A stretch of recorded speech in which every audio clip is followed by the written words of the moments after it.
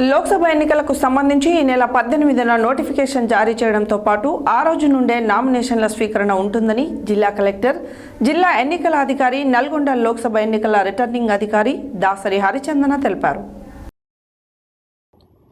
మంగళవారం జిల్లా కలెక్టర్ కార్యాలయంలో ఏర్పాటు చేసిన రిటర్నింగ్ అధికారి ఛాంబర్లో నిర్వహించిన మీడియా ప్రతినిధుల సమావేశంలో జిల్లా కలెక్టర్, జిల్లా ఎన్నికల అధికారి, నల్గొండ లోక్సభ ఎన్నికల రిటర్నింగ్ అధికారి దాసరి హరిచందన మాట్లాడుతూ ఈ నెల 18వ తారీఖు నుండి 25వ తారీఖు వరకు ఉదయం 11 గంటల నుండి మధ్యాహ్నం 3 గంటల వరకు నల్గొండ కలెక్టరేట్లోని రిటర్నింగ్ అధికారి కార్యాలయంలో నామినేషన్లు స్వీకరిస్తామని తెలిపారు.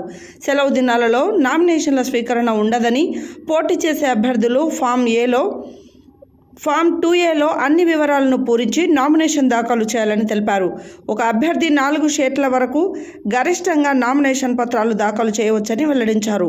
లోక్సభ ఎన్నికలలో పోటీ చేసే అభ్యర్థులు, జనరల్ అభ్యర్థులు 25,000 రూపాయల సెక్యూరిటీ డిపాజిట్ సమర్పించాలని, SC/ST అభ్యర్థులు 12,500 రూపాయల సెక్యూరిటీ డిపాజిట్తో పాటు కుల ధృవీకరణ పత్రాలు సమర్పించాలన్నారు.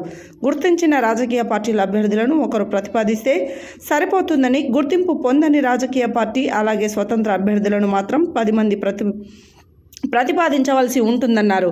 జిల్లా ఎస్పీ చందనదీప్తి మాట్లాడుతూ ఇప్పటి వరకు 9.18 కోట్ల విలువ గల నగదు, మద్యం, ఆభరణాలు సీజ్ చేశామని, 3 అంతర్రాష్ట్ర సరిహద్దు చెక్ పోస్టులు వాడపల్లి, నాగార్జునసాగర్, అడవిదేవులపల్లిలో ఏర్పాటు చేసి తనిఖీలు పటిష్టం చేశామన్నారు. వీటితో పాటు ఇంటర్ డిస్ట్రిక్ట్ చెక్ పోస్టుల నుండి ఏర్పాటు చేశామని, ఎక్కడ ఏ చిన్న అనుమానం వచ్చినా తనిఖీ చేసి కేసులు నమోదు చేస్తామని, ఇప్పటి వరకు 184 కేసులలో నగదు, ఆభరణాలు వంటివి సీజ్ చేయడం జరిగిందని తెలిపారు.